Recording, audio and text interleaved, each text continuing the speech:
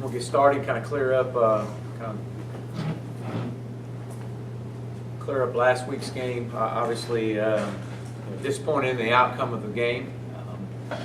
Especially as well as we played in the first half. From a defensive standpoint, actually played for the first 3 quarters. Our problems continue in the red zone, or necessarily just scoring points. Last week, when we got down the red zone once, we came away with points. Even having to overcome 2 penalties, back-to-back penalties, which we had a touchdown, but to have a false start and then a holding call, and then have a missed assignment on a play that came in and scored on that opening drive. I thought it was great to get points. Would have been huge to get a touchdown at that point in time. Gave us a great lift, a great momentum. Defensively played extremely well. 0 for 7 on third downs in the first half, which was a big key of getting our defense off the field. Came in at halftime and down 6-3. Still have got great meetings in there, great adjustments that are being made, guys being extremely vocal and talking, and as top 25 teams do, they come out and they find a way, and that's been our Achilles heel is the teams that have been in those moments, those teams that have experienced those moments. They find a way, and they did. They found a way on the first play of the second half to score. We missed a tackle. Kevin Johnson missed a tackle at that point and caused him to go the distance, and that's something we haven't seen this year, which has been part of our success defensively, is eliminating the big plays, what I call the walk-offs, where it's a short 5-yard pass and they go score on it. But still, the encouraging part was they kick off to us. We drive right back down the field again. And we can't convert a third and short, but we're still in field goal range, and we miss the kick. And so it's just like once you get the momentum going, and once, okay, all right, we're ready to answer, something else happens. And still our defense went right back out on the field and made some stops, which was good to see. Our inability to get off the field late in the third quarter and fourth quarter on third down was a tribute to TCU. Hats off to those guys. They did a great job coming out in that second half and making some plays when they had to. But again, you look out there on the field and you see I think at one time we had 10 sophomores and freshmen out on the field at one point in time. And while you know that's going to pay off down the road, you go through growing pains, both sides of the ball. It's no excuse. We're not in moral victories here. That's not what this is about. But our guys are playing exceptionally hard, and as we hit the reset button, start the new season. What do we know about our football team is that we're 2-2. We've lost to 2 top 20 teams, and in both of those games, we're well in the game into the late second half, and so we've just got to find a way to finish, and that's we're yet to play our best football from all 3 phases, and so that's the challenge this week for our young men and our players to be at their best. And let's see what our best is. If we could eclipse what we've done the last 4 weeks and play better in all areas, let's see if our best is good enough. And so with that, going into Temple, again, hitting the reset button, the seasons within the seasons you look at now, and you say you have your fall camp season, and it's behind you. We had a really good fall camp. You have your non-conference season. You finished 2-2. And now you start your conference season with the intent to get to bowl season. And what I know is we've got an 8-game season, and everybody's record 0-0 moving forward. And so that's what excites me, excites this football team right now as we get back out on the field today to get going. We're going against a Temple team that last year it was 45-40 with 2 minutes and 30 seconds to go in the game with the ball in our hands. And they made a play on 4th down to make a stop, and we didn't make the play to keep the drive going. But we had our chances, and what I like is I feel like we're better, without a doubt. I know we're better this year. Temple takes great pride. Coach Rule's done an unbelievable job building that program. This is in his 4th year. He was 2-10 his first year, 6-6, 10-4 last year, and played for the conference championship. And they're 2-2 this year. And they take great pride in playing physical defense. That's what they're known for. And it's no different this year. They returned 6 starters on the defensive side of the ball. That's given up about 320 yards a game, and giving up about 21 points a game. So they've got some experience back. Definitely Avery Williams is definitely a standout, an all-conference football player at that linebacker position. Very solid. And then they've got Sean Chandler back in the secondary, which is he played corner for him last year, moved to safety this year, and very active. 23 tackles, 1 interception. Extremely tackled. They're going to play exceptionally physical. We're going to have to match their physicality offensively. They run the football. They do what they do, and they get good at it. You'll see a lot of 2 and 3 tight end sets. The quarterback is playing well. He's a returning starter, Philip Walker. He's playing exceptionally well right now for them. Their running back, Jahad Thomas, they move him all over the field. Probably one of the better football players on that team. But they'll move him at wide receiver. They've got a stable of running backs that they use, and they do a great job with those guys. They're not going to play fast. They're averaging about 60 plays a game, 61 plays a game. But we know this, that we've got to continue to play physical defense. This is going to be an extremely physical football game, and that's an area that our players have done a great job with. And so it's going to be our physicality matched up against theirs, and I anticipate it being a great football game as we both open up conference play. So with that, I'll open up for questions. The second half against Baylor and TCU, obviously, went well in the first half. Is there a similarity in those 2 games? Yeah, I think so. I do. I really do. I think when you look at both of those games, you look at missed opportunities. When you look at the Baylor game, you get a penalty here. We get hands to the face on the opening drive of the 3rd quarter, and which got them off the field. We were going to get the ball back, but we get hands to the face. They drive down and score. You start looking at the first drive of the second half against TCU, and first play they break it and they go score. And so, and then we had another opportunity there to where we have them off the field on 3rd down and we get a face mask. And so it's just, you got to love our effort. I love our effort. I absolutely love the way our guys' mindset is right now.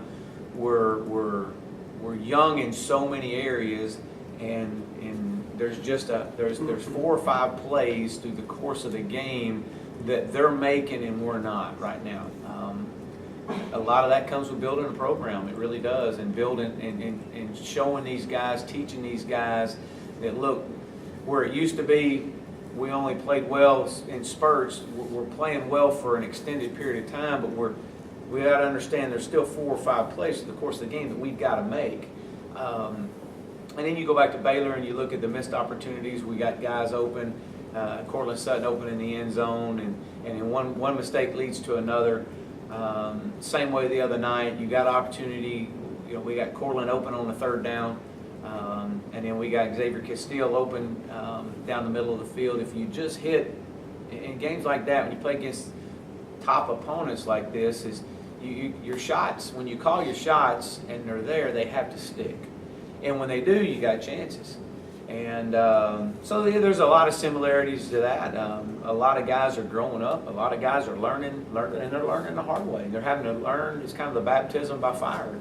They're having to learn on the run, and you got to think. Every team I've ever been a part of that plays this many young players, I hadn't been part of too many of them, not this many, but they always grow through the adverse times. And we came back to work on Sunday, and our guys were extremely excited about getting back to the new season. And so, yeah, there's a lot to take out of it, and I'll say this, if we can learn from the opportunities of losing to two top 20 teams that'll pay benefits down the road, then you'll look back on it and say it was well worth that. So we'll see. Only time will tell. Last week you talked about, especially with 2 minutes before the half, not wanting to give some of those younger guys adversity unless you really had to.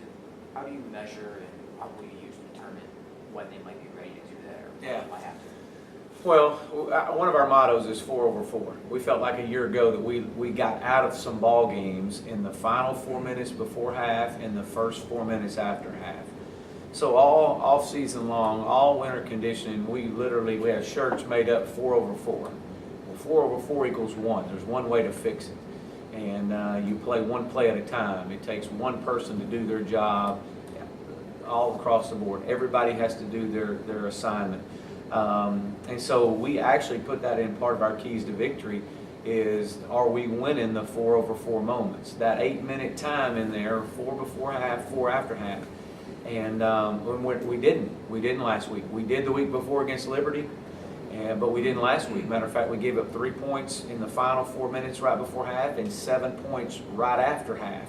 So we gave up 10 points in the most critical time, which we've identified as 4 over 4. And so, you've got to, there's so much of the mindset behind it of not giving the other team momentum, especially as young as we are in some areas. But we gave up 10 points right there. We gave up another 7 points off of an interception from last week. So that's 17 points. If you can just eliminate just those key mistakes right there in those those critical moments of a game, that's you're gonna help yourself out. So we've identified where we've got to make sure that we have the momentum, or we dang sure don't let it go to the opponent during those times. And so as we get older, as these guys progress and continue to go, then you identify those times of the game, and you want to capitalize on it, because if we could be the one scoring 10 points in those critical moments, now what does it do for us? So that's literally how we break this game down. You had Chauncey Briggs flip over to the left side and Bryce Wilds go in on the right. You had Braylon Hyder at guard. How did you evaluate your offensive line the other day? It was the fewest number of missed assignments that we've had this year. I still think we played with high pad level in some areas. We got to play better in the way we strike, coming off with better pad level. But overall, our missed assignments were way down. I think we only had 3 missed assignments in our offensive line, which is incredible, especially with the moving parts that we had. So we did some good things. We did have the holes were there at times.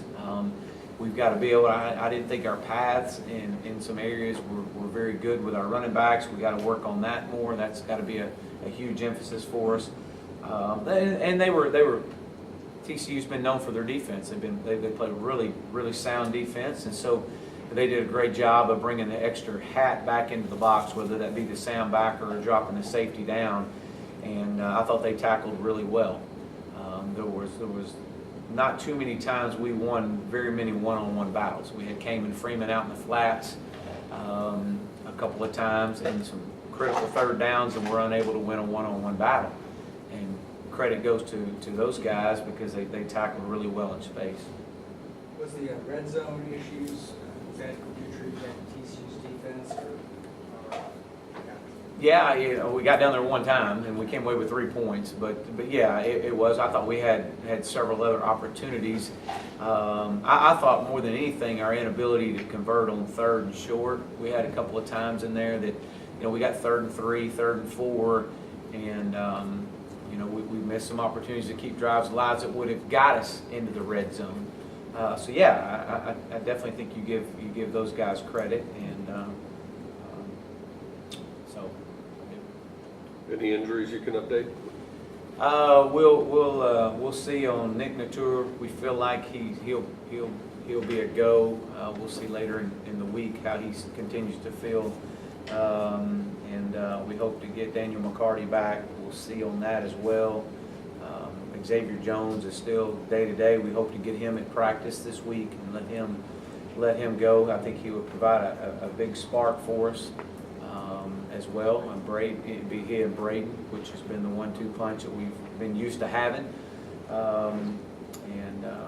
But outside of that, we're healthy. I think that obviously getting Darren Malines back this week will be huge for us. I know his leadership of him coming off the field the other night was big for everybody. I mean, it was.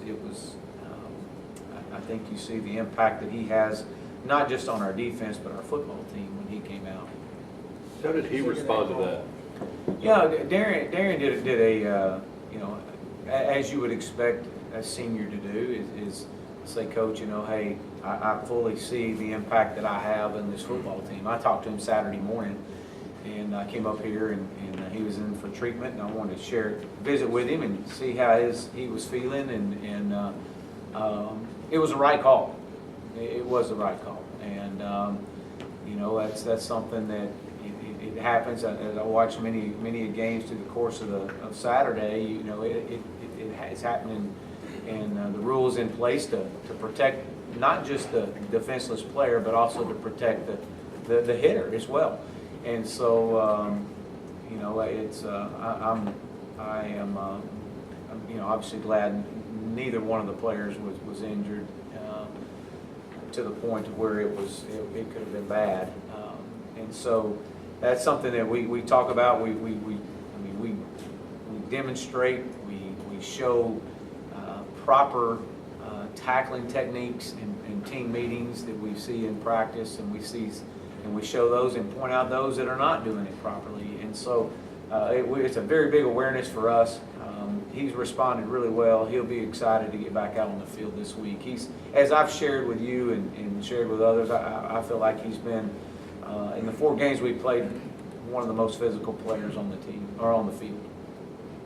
And without him, did you guys step up? Yeah, I thought Mikael Onu did a good job. He goes from playing 15, 16, 20 snaps a game to 60. And, for a true freshman, I thought he did really well. Obviously, when you play freshman, you're going to have some mistakes. That happens. I thought he did really well. I thought Christian Davis did really well in place of Jordan Wyatt. It was good to see Jordan get back out there. I think Jordan's playing as well as anybody on our team. And I've said that for several weeks. But, defensively, we keep playing with great confidence. We're playing too many plays. They're averaging 83 plays a game. And they would never say anything about it. But I think you can see late in the games, we're not built for that just yet. There's not a team in the country built to play 85 snaps a game defensively. And so we've got to do a better job of getting the defense off the field in critical times in the second half. And you do that by converting on short yardage. You do that by converting your third down game, winning on first downs. And so that's something that Coach Craddock and I have really talked in depth about, working hard on, is we got to be effective in first downs. But our guys are responding, and if they have to play 185 snaps, they'll do it. You mentioned Temple's offense plays at a slower pace than some of the ones you've seen, perhaps with a more physical, grinded or physical approach, but at a slower tempo. Does that change the way you practice your defense during the week? No, not at all. I mean, they go against our offense, which is fast-paced, and then they'll have their own separate times to where that they'll focus in on Temple or whoever the opponent is that week, and then there's a lot of teaching going on during that moment. But we try to get definitely some good on good with each other through the course of the week. Now that we're back on a normal Saturday game, so we'll do some inside run game against them, and so it's good for both sides in that.